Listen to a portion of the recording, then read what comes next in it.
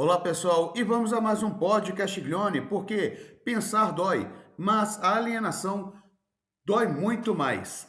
E se um dos exércitos mais poderosos do mundo estiver chegando no limite, não por falta de tecnologia, não por falta de armamento, mas por algo que nenhum orçamento militar resolve: desgaste estrutural, sobrecarga humana, crise política interna. As forças de defesa de Israel operam hoje em múltiplas frentes simultâneas: Gaza, Líbano, Síria, Cisjordânia. E aqui no podcast Gnônia, a pergunta não é quem sai ganhando ou perdendo batalhas. A pergunta é mais profunda.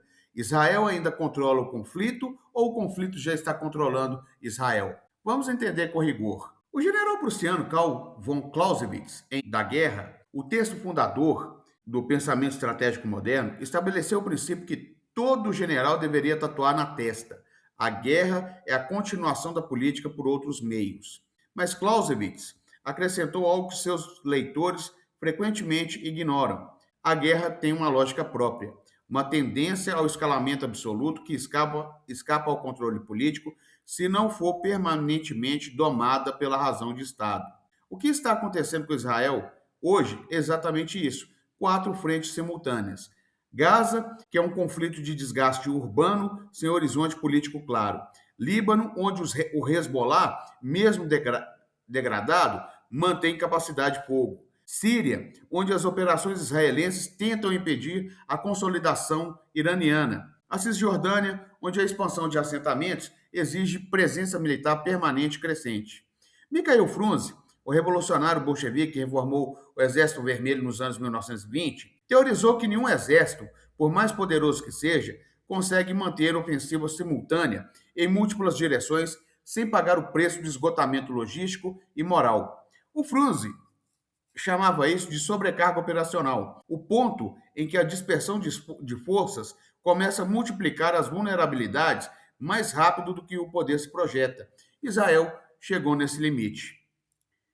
O modelo militar israelense foi construído sobre uma lógica específica: exército regular pequeno e altamente treinado, complementado por uma grande reserva que pode ser mobilizada rapidamente em momentos de crise.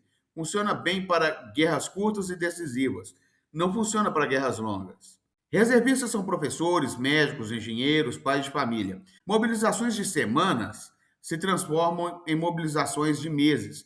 Meses se acumulam. O economista Adam Smith, o fundador da economia política moderna, mostrou que a guerra tem um custo de oportunidade que os estados raramente calculam honestamente. Cada soldado mobilizado é um trabalho produtivo retirado da economia. Cada mês de reserva é um mês de produção perdida, de família desestruturada, de psiquismo submetido ao trauma de combate. O Frunze foi mais preciso ainda: a moral da tropa não é questão psicológica abstrata, é fator estratégico determinante. Um exército com uma moral deteriorada não é substituída por tecnologia. Tecnologia sem moral humana por trás vira máquina sem direção. E a moral dos reservistas israelenses, segundo relatos crescentes de organizações de veteranos e imprensa alternativa, está se deteriorando após mais de 18 meses de conflito contínuo. Aqui aparece uma contradição interna que nenhum sistema de mísseis resolve. Os Haredim, os judeus ultra-ortodoxos, representam aproximadamente 13% da população israelense e historicamente foram isentos do serviço militar obrigatório para se dedicar ao estudo religioso. Em tempos de paz, era uma tensão social gerenciável.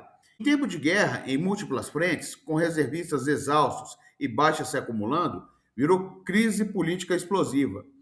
Clausewitz escreveu que a guerra envolve três elementos indissociáveis: o governo, o exército e o povo. Quando o povo está dividido sobre quem deve lutar e quem está isento, a vontade política de continuar a guerra, que Clausewitz identificava como fator decisivo de qualquer conflito prolongado, começa a se fragmentar. E Gramsci complementaria: a coesão social que sustenta o esforço de guerra não é natural, é construída politicamente. Quando setores significativos da população recusam a compartilhar o ônus, enquanto outros sangram, essa coesão se rompe. A crise dos Haredim não é questão religiosa, é crise de hegemonia interna num momento em que Israel precisa de máxima unidade. A política de assentamentos na Cisjordânia, acelerada sobre o governo Netanyahu, com a participação de partidos de extrema-direita, como o de Itamar Ben-Gvir e Bezalel Smotrich, é o ponto de vista estratégico puro, um desastre calculado. Cada novo assentamento requer proteção militar permanente. Cada nova colônia em território disputado é um posto avançado que precisa de soldados. O geógrafo político Halford Mackinder mostrou que controle territorial não é apenas questão de posse, é questão da capacidade de defender o que se possui. Território sem força suficiente para defendê-lo não é ativo estratégico, é vulnerabilidade distribuída. Israel está criando sistematicamente vulnerabilidades distribuídas por toda a Cisjordânia. Enquanto os reservistas estão exaustos, enquanto os Haredim não servem, enquanto Gaza, Líbano e Síria consomem capacidade operacional. O estrategista americano Edward Luttwak, em A Estratégia, a Lógica de Guerra e da Paz, identificou o paradoxo central da estratégia. O sucesso tático gera os elementos de sua própria reversão. Controlar mais território é sucesso tático, mas sem força suficiente para defendê-lo, esse sucesso torna o sistema cada vez mais frágil.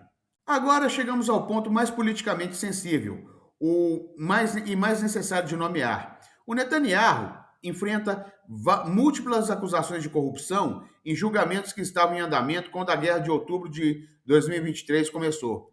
Existe uma hipótese crescente entre analistas israelenses, inclusive dentro da própria imprensa israelense, que precisa ser colocada sobre a mesa. Guerra prolongada é sobrevivência política.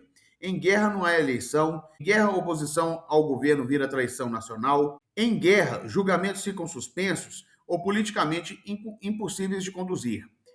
Lenin, em O Estado e a Revolução, mostrou que o Estado capitalista não serve ao interesse geral, serve às frações de classe que o controlam. E quando a fração dominante enfrenta crise de legitimidade interna, como Netanyahu com as acusações de corrupção, o Estado pode ser usado para produzir condições de emergência que suspendem a accountability normal. Clausewitz chamava isso de subordinação da guerra à política.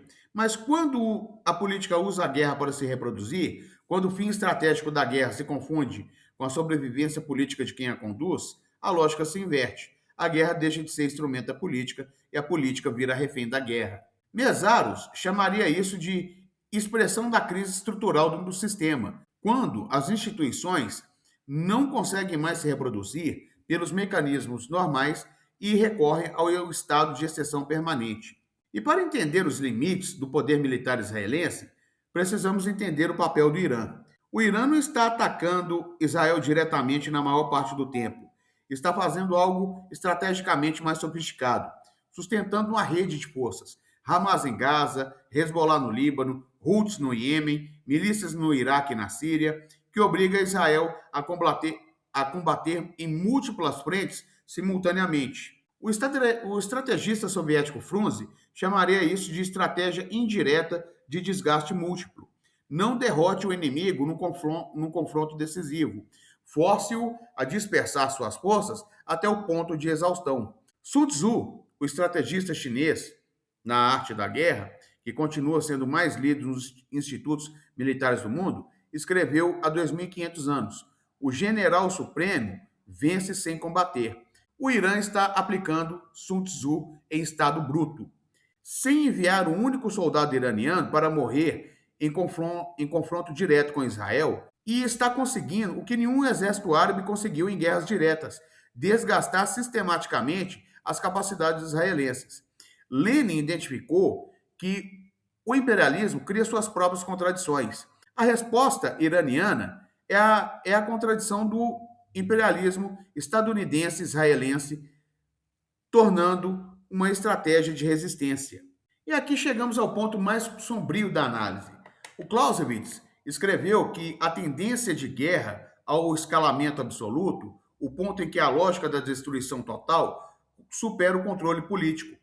No século XIX, O escalamento absoluto significava batalhas devastadoras, mas sem capacidade de destruição civilizatória. No século XXI, armas nucleares em jogo, o escalamento absoluto tem outro nome: fim. Israel possui arsenal nuclear, não declarado oficialmente, mas amplamente documentado por especialistas, como o historiador e jornalista Seymour Hersh escreveu em A Bomba de Sansão. O Irã está em processo de capacitação nuclear avançada.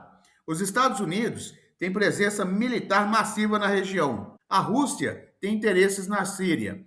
A China tem interesses no Irã e no fluxo de petróleo do Golfo. O geopolitólogo Zbigniew Brzezinski, conselho de segurança de Carter, arquiteto de décadas da política americana no Oriente Médio, ou geopolítica, alertou repetidamente que a região é o espaço mais perigoso do planeta para escalamento não controlado. Rosa Luxemburgo escreveu em 1915, no meio da Primeira Guerra Mundial, a alternativa é socialismo ou barbárie. Ela foi assassinada antes de ver a Segunda Guerra, não viveu para ver Hiroshima, mas sua advertência nunca foi mais atual. Quando o imperialismo perde o controle das guerras que criou, a barbárie não é metáfora, é a possibilidade concreta. Então vamos fechar com toda a clareza que esse momento exige. Israel tem um dos exércitos mais tecnologicamente avançados do planeta, mas tecnologia não resolve. Reservistas exaustos, crise de recrutamento com os judeus ultra-ortodoxos ou os Haredim, vulnerabilidades distribuídas por assentamentos na Cisjordânia, um governo cujo interesse político não pode coincidir com o interesse estratégico do país, uma estratégia iraniana de desgaste múltiplo, que não precisa de batalha decisiva para funcionar, e um risco de escalada que nenhuma potência consegue controlar completamente. Clausewitz ensinou que a guerra é a extensão da política. Frunze disse que a sobrecarga operacional é derrota em câmera lenta. Lenin falou que as guerras imperialistas carregam dentro de si as sementes das suas contradições. Sun Tzu ensinou que vencer sem combater é a suprema habilidade estratégica. E Marx nos ensinou a pergunta que sempre devemos fazer: a quem serve essa guerra? Quais são os interesses de classe que ela protege? Quem morre e quem lucra? A pergunta final fica com você. Israel ainda controla o conflito ou o conflito já está controlando Israel? Fica a seu critério. E como a gente sempre diz aqui no podcast Glione, pensar dói, mas a alienação dói muito mais. Até o próximo podcast Glione.